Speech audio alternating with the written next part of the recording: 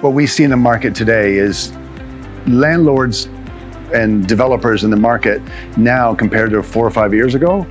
They're being much more aware of what's happening in the market, much more aware of what people are needing.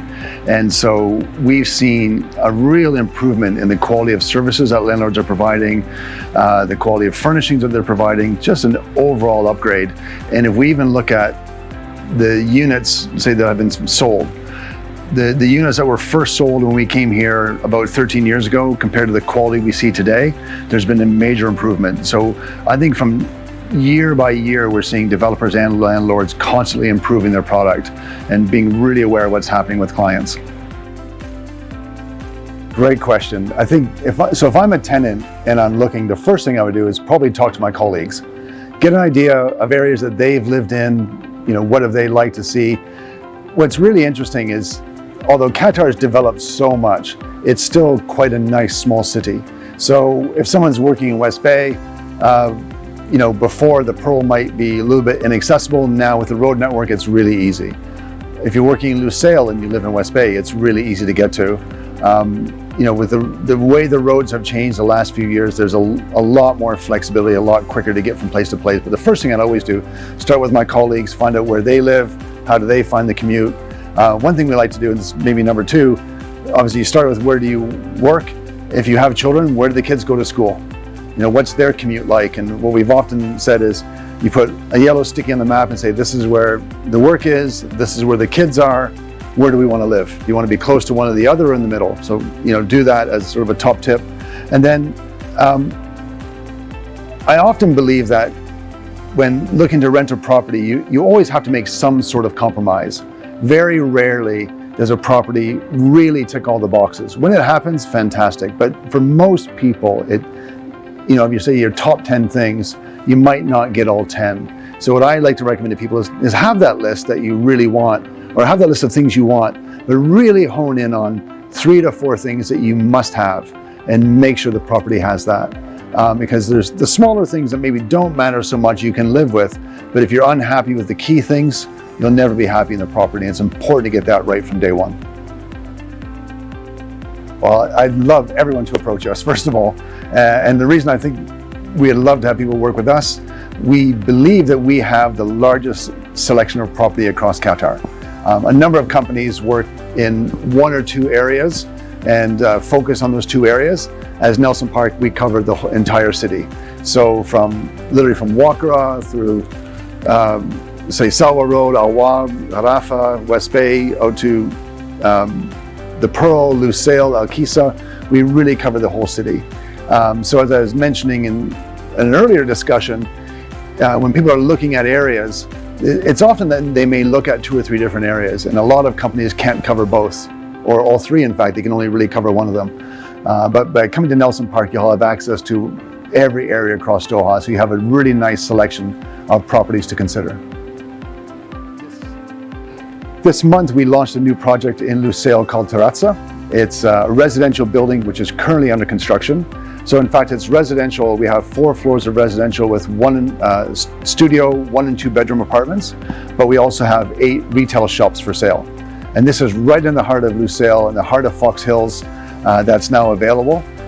We're really excited about coming to Cityscape this year to show this project to the entire market. We've got a lot of good feedback from clients already. We have an excellent 7-year payment plan that we're sharing with our customers. So we think it's really quite flexible with that great location to provide a really good investment for people, whether it's a property they want to buy and then lease it out to tenants or to even live in themselves.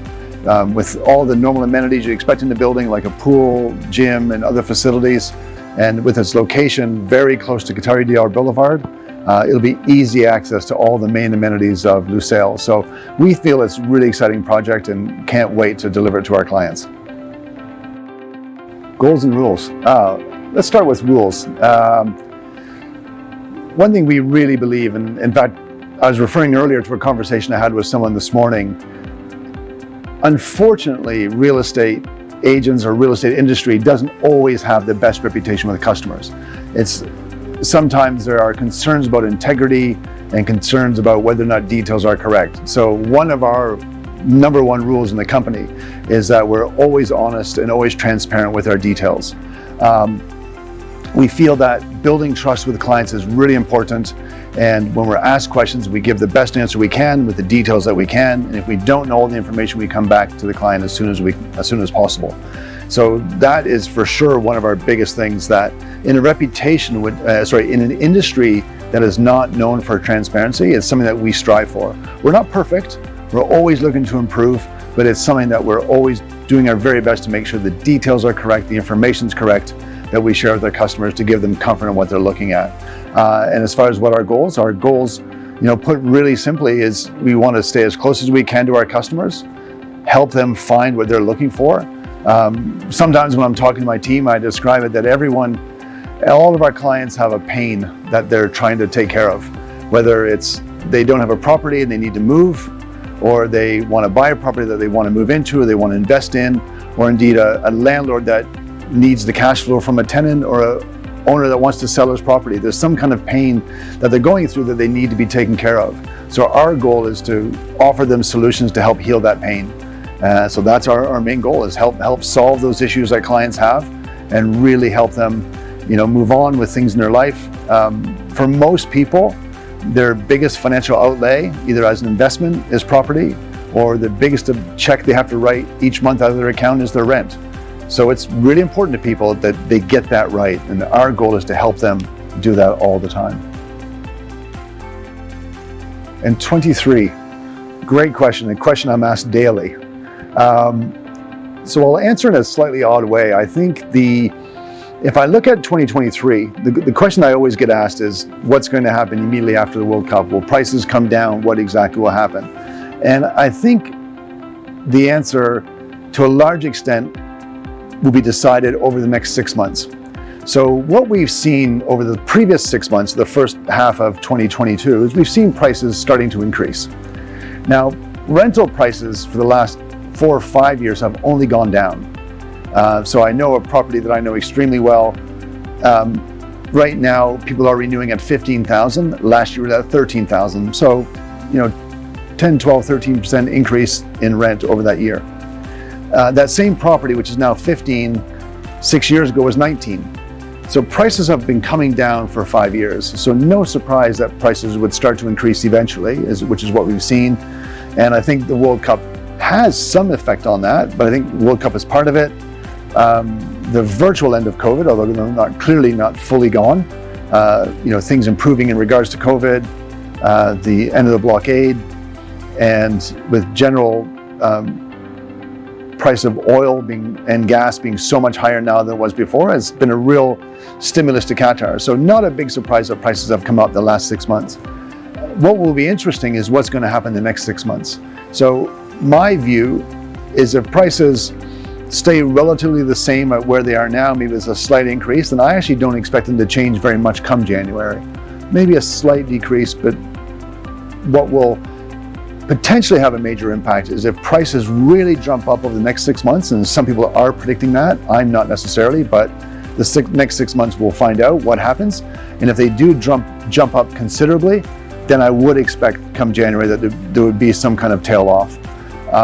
If I go back many years ago, now this is looking quite a few years ago, in 2006, the last time we had a big event like the Asian Games, or it was the Asian Games in 2006, that's when I arrived. And at the time, everyone was expecting that as soon as the Asian Games were finished, and by the way, they also finished in December, that come January, all the rents would go down. They didn't.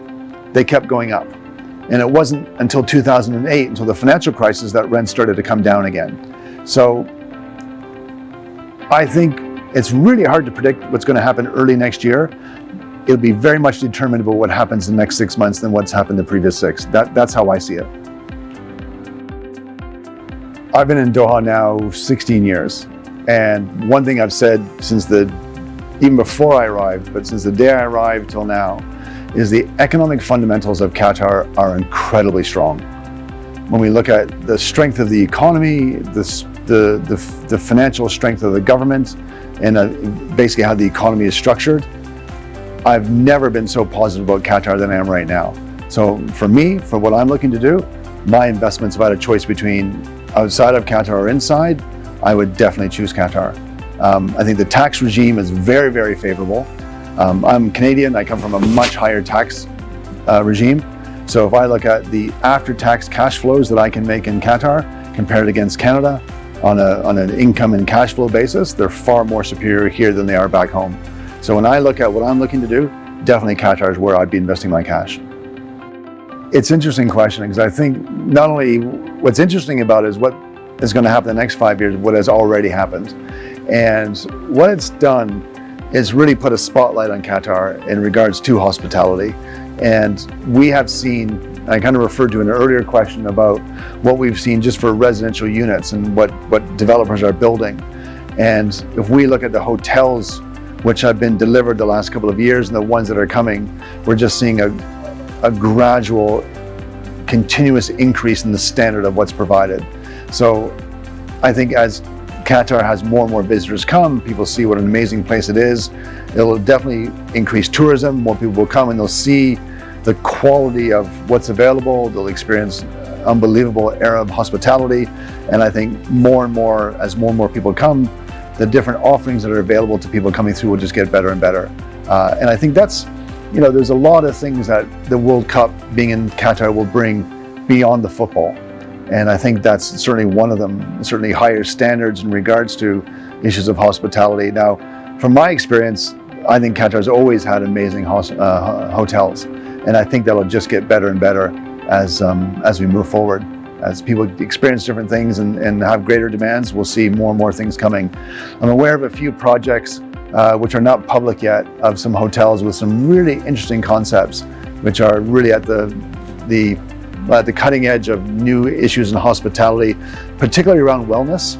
I think wellness is going to be a big issue in hospitality going forward, and much, much more than just having a spa, but really making the rooms dedicated to the wellness of the tenants, the people that stay in the hotel, with different things that are available in the room itself to make people feel more comfortable, to help them sleep better, but also to be able to exercise and just do things to really help out their overall well-being. And I think we'll see more and more of that in the future. And I'm aware of a particular hotel that's bringing those kind of concepts to Doha very soon. Excellent is the short answer. So we've been together a little bit more than a year now. What I have found when working with Shiraz and the team is we have one of the largest broker teams in Qatar. And sometimes having a broker team and a portal working together can be a bit of a challenge. And what I found through all my dealings with Qatar Living is just how flexible they've been to really tailor the product that we need. They've tailored the product that they have to meet our needs, which we've really appreciated. What I've seen over the last year is, whenever we have an issue to talk about, always willing to listen, willing to talk through it, and to find good solutions for us, which, in a competitive market like ours is, it's really important that we can have that kind of dialogue. We know how important online experience is, how important online accessibility is.